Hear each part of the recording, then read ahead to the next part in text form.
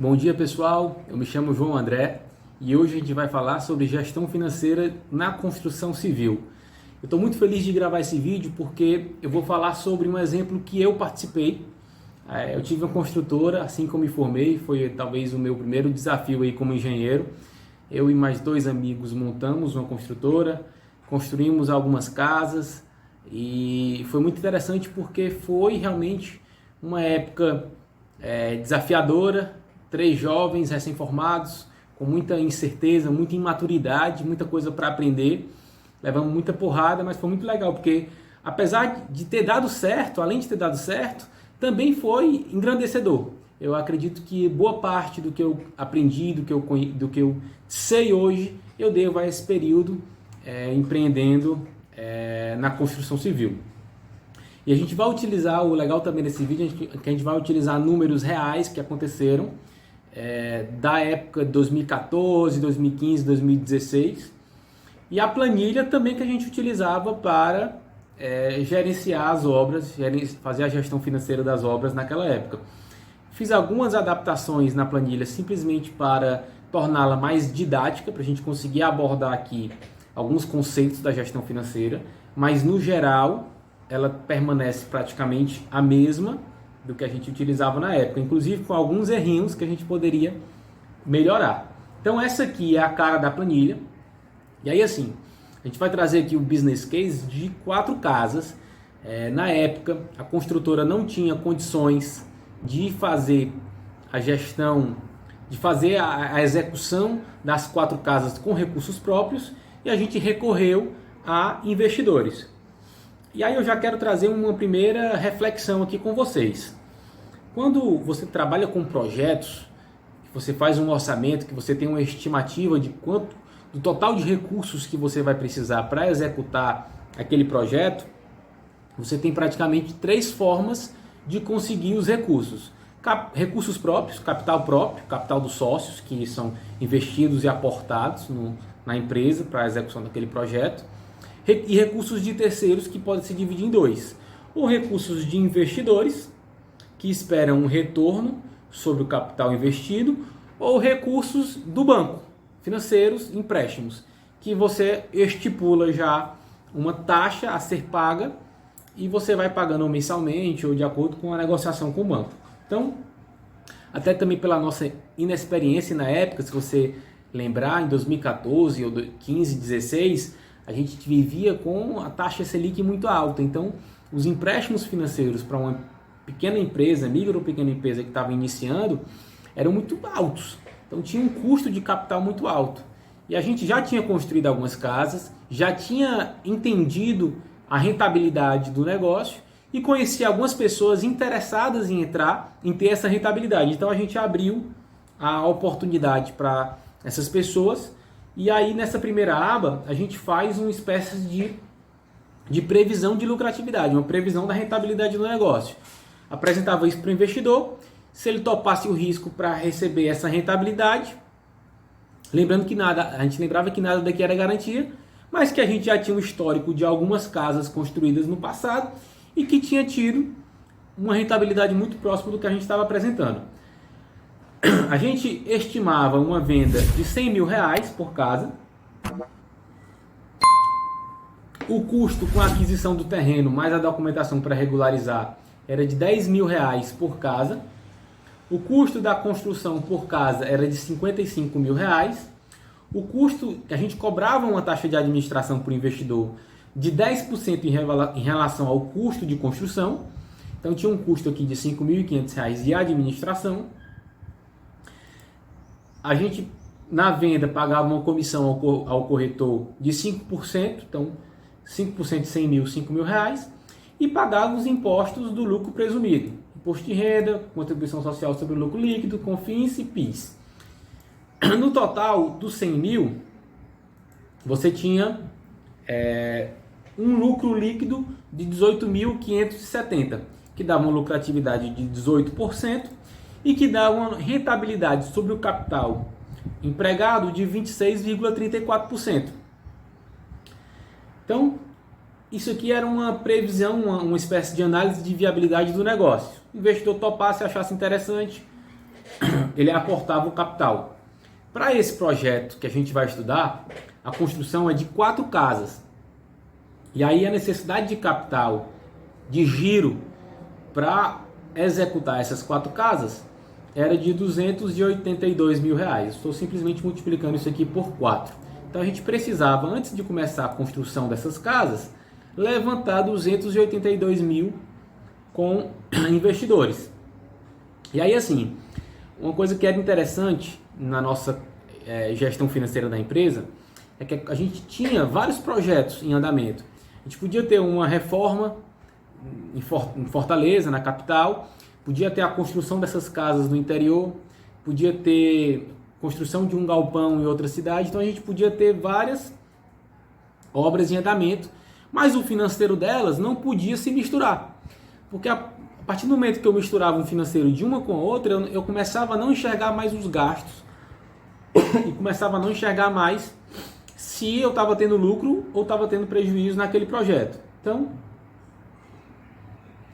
a partir do momento que a gente ia executar essa obra de 4 casas, a gente abria uma conta em um banco para essas 4 casas, que eu achava uma boa prática, eu recomendo todo mundo fazer. A gente abria uma conta para a execução dessas 4 casas, fazia uma transferência da conta da empresa, da conta matriz da empresa, para a conta dessas 4 casas, e aquilo ali era como se fosse o aporte da empresa. Então, aqui em entradas, você vai ver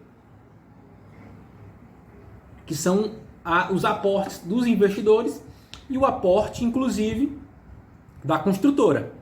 Então, na primeira coluna a gente tem aqui a data, na segunda coluna a descrição, na terceira coluna tem os valores, na quarta coluna quem foi que aportou, na quinta, na coluna F aqui tem a forma e alguma observação. Então você tem aqui um aporte de R$131 mil da construtora J2G.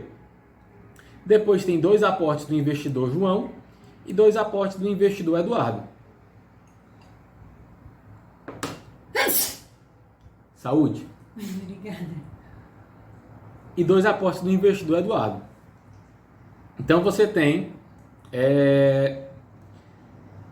um aporte da construtora para a construtora. Um aporte da construtora matriz para a construtora desse projeto. Para especificamente esse projeto. Então, era assim que a gente fazia a contabilidade, né, a gestão financeira das entradas das nossas construções. Dentro de terreno, o controle era muito semelhante, a gente colocava aqui a data, a descrição e o valor do pagamento. Então a gente comprou o terreno por 32 mil, IPTU 868, o ITBI 640 e mais 2.393 de escritura. Destinatário J2G, mas aqui inclusive está errado. Como eu disse, a planilha vai conter alguns erros. Na época lá a gente tinha muita coisa a melhorar ainda, e ainda tem, claro, mas então você vai encontrar erros com mais frequência, mas são coisas que dá para a gente passar por cima por enquanto. E aí aqui em gastos, a gente tinha reuniões semanais e era muito interessante, porque aqui a gente tinha realmente um controle muito rigoroso. Semanalmente a gente batia item por item, lançava todos os custos. Se na reunião a gente pedisse... Só passar aí a ambulância. Ambulância não, polícia, sei lá.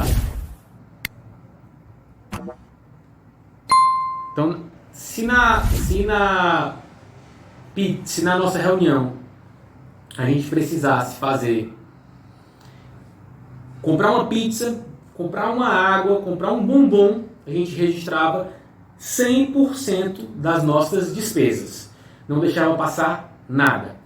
Nem que a gente registrasse, como vocês vão ver daqui a pouco, de forma não tão completa, mas estava registrado o valor. Então, aqui você vai ver mão de obra, gastos com cartório, gastos com cimento, treliça, prolabore, gasolina, fio asfalto, madeirite, tijolo, todos os gastos necessários para a construção dessas 4 casas, areia, tudo tá aqui. Inclusive você vai ver o seguinte, Um dos nossos sócios, acho até interessante ressaltar isso, somente uma pessoa na empresa tinha um Prolabore. A gente tinha 3 sócios e somente uma tinha um Prolabore, porque só ela trabalhava. Os outros sócios só recebiam a distribuição do lucro. A gente tem um vídeo falando sobre o Prolabore, tirando todas as dúvidas de Prolabore, a importância de ter uma boa política de Prolabore. Acho interessante você entrar no canal e verificar. Faz toda a diferença, porque a gente começa a separar realmente quem é um empresário sozinho, que não tem sócios. Aí que é importante mesmo. Porque aí você separa os custos da empresa com os custos pessoais. Porque essa é a primeira coisa que você precisa errar para quebrar a sua construtora ou a sua empresa. Então você precisa ter um Prolabore bem definido. A gente tinha, só uma pessoa recebia ele. Então você vai encontrar aqui Prolabore de fevereiro, Prolabore para o junho. Mas você vai encontrar também caixinha júnior. Aqui, ó. O júnior tinha uma verba para comprar algumas pingadeiras. Era um arame, era alguma coisa na obra que precisava, era uma conexão que não podia esperar. Não podia esperar o outro sócio da gente que fazia as compras, executar, fazer a transferência. Tinha que ser lá na hora. Então ele tinha um caixinha, mas esse caixinha também era controlado.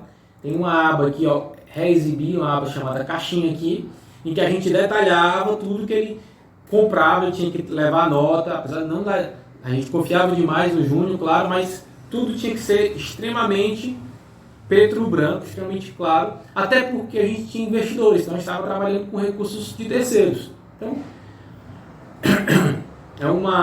era essa aba aqui é a aba de controle de gastos. Tudo que tinha de controle de gastos era lançado aqui. E aí, assim, uma ferramenta que eu sou apaixonado é a curva ABC. Eu acho que ela te dá o foco, ela é um holofote para aquilo que realmente importa, ela te dá a lente aqui de onde você deve gastar a energia para fazer sua gestão. E aí a gente colocava aqui uma curva ABC dos principais fornecedores. E aí de cara você vai ver que boa parte aqui do fornecedor, o principal fornecedor é a mão de obra, que não é bem um fornecedor, mas como está junto lá classificado como gastos, ela entra aqui na curva ABC. Aí depois você tem cartório, mas aqui está entrando no cartório porque a gente paga muitas despesas de documentação, principalmente no final da obra. A própria J2G Construções, a gente pode até identificar o que aqui essa J2G Construções é o terreno, que está classificado de maneira errada. Inclusive eu posso até alterar. Em vez de J2G eu vou colocar terreno. Vou copiar e vou colar e vou botar aqui. Quando a gente for lá, vai estar zerado. J2G. Não zerou não. Então, o que foi que houve? Deixa eu filtrar aqui J2G Construções. J2G Construções. Ah, não, é a taxa de administração. Perfeito. Me confundi. É a taxa de administração que eu também pagava no final, que era referente a 5%. Colocou até 10%. É 10% do valor total de custos. Tem razão. Foi um deslize aqui meu. Deixa eu voltar aqui para J2G. Só para não alterar a planilha original. Então, aqui você tem os custos com a administração da obra. Aí tem o Prolabore do Júnior. E você vai ver que tem um não classificado, que eu inclusive marquei de amarelo antes de começar o vídeo. O que é esse não classificado? São gastos que a gente pagou não classificado. Diversos, aqui você tem mão de obra, vaso sanitário, roda meio, que é um erro. Aqui a gente precisava ter classificado esses gastos. Tem uma historinha que contam que na Segunda Guerra Mundial tinha um estatístico austríaco que trabalhava nos Estados Unidos, que ele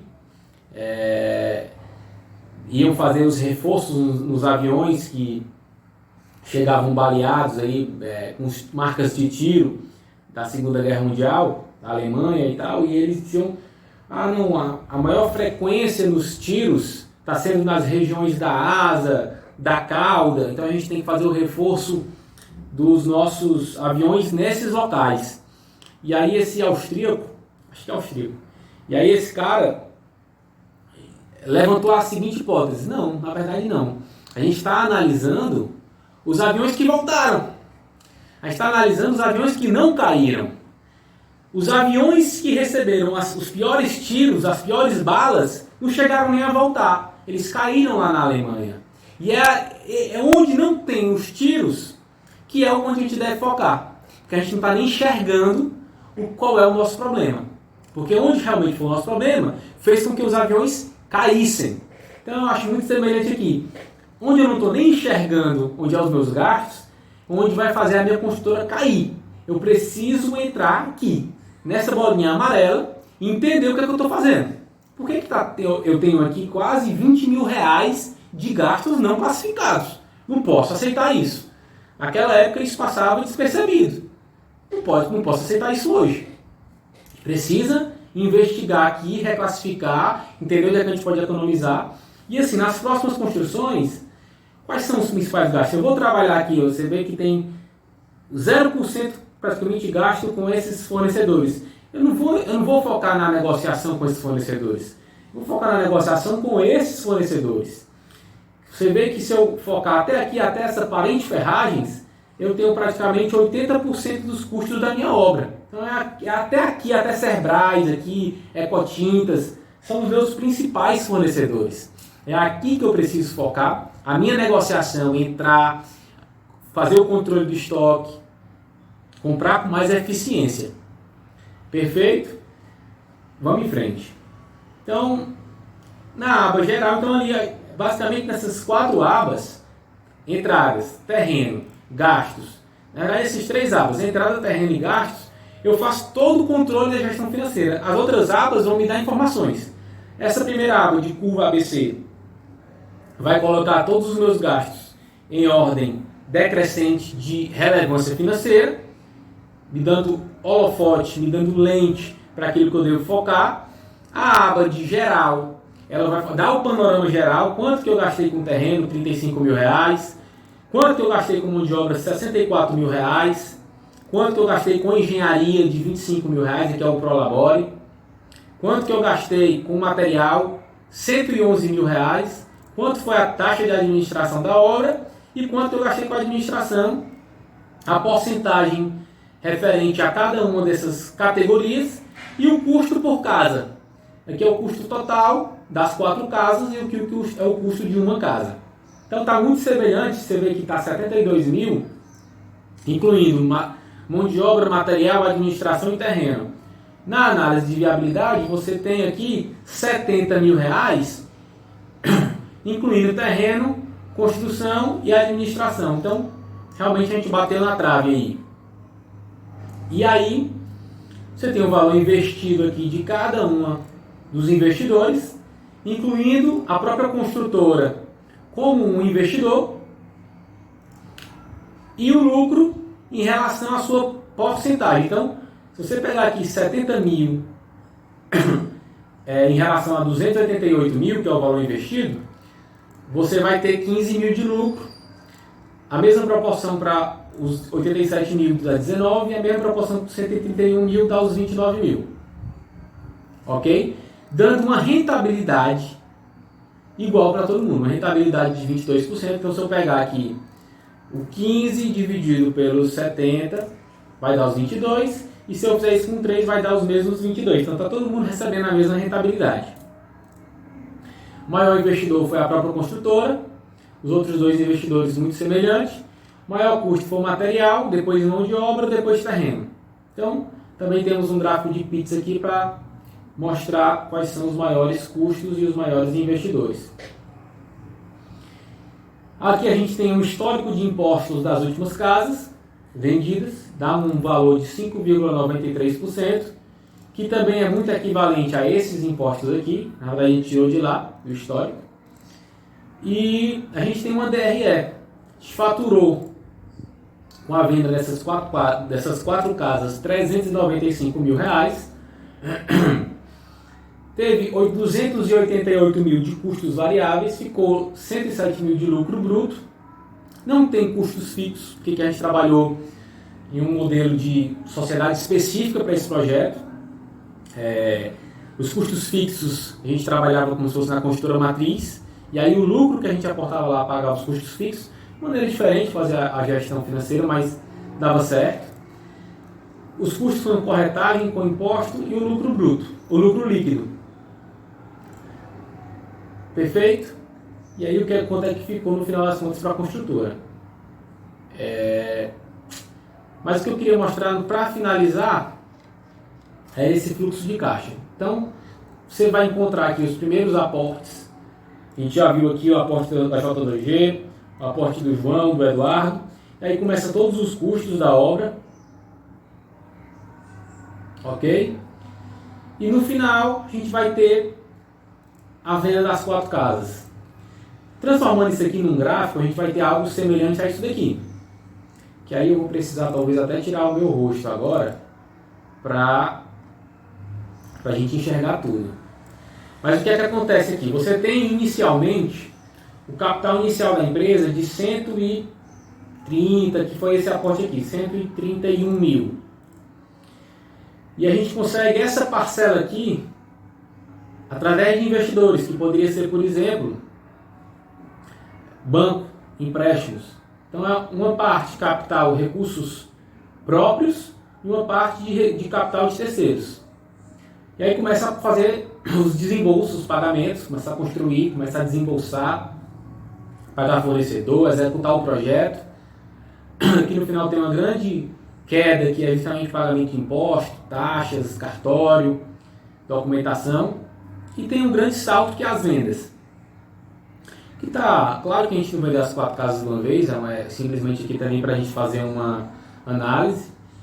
E aí você tem o seguinte, já coloquei aqui vou trazer um pouco para o lado, já colocando aqui o capital inicial da empresa, o lucro da empresa e o quanto que é referente a sócios.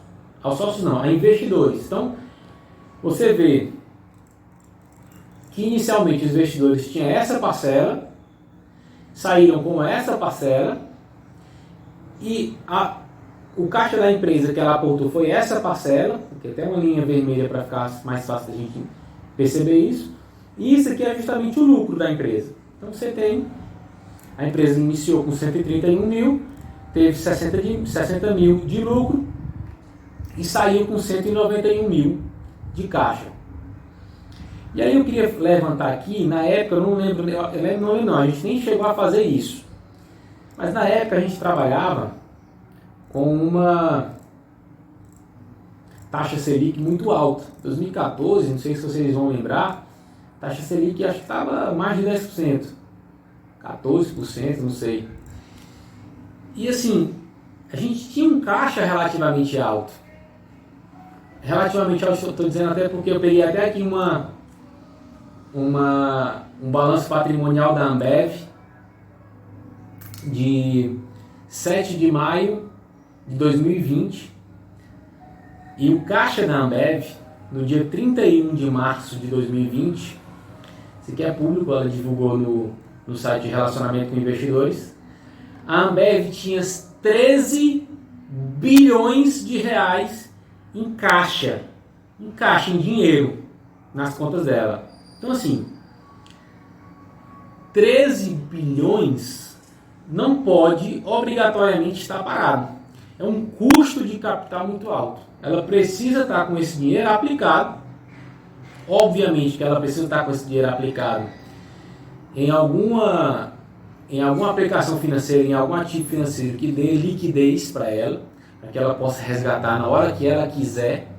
Mas com um caixa deste tamanho, ela precisa estar com esse caixa investido em algum lugar. Mas a gente na época tinha 288 mil reais. Bem diferente da Ambev. Mas a nossa realidade também é bem diferente.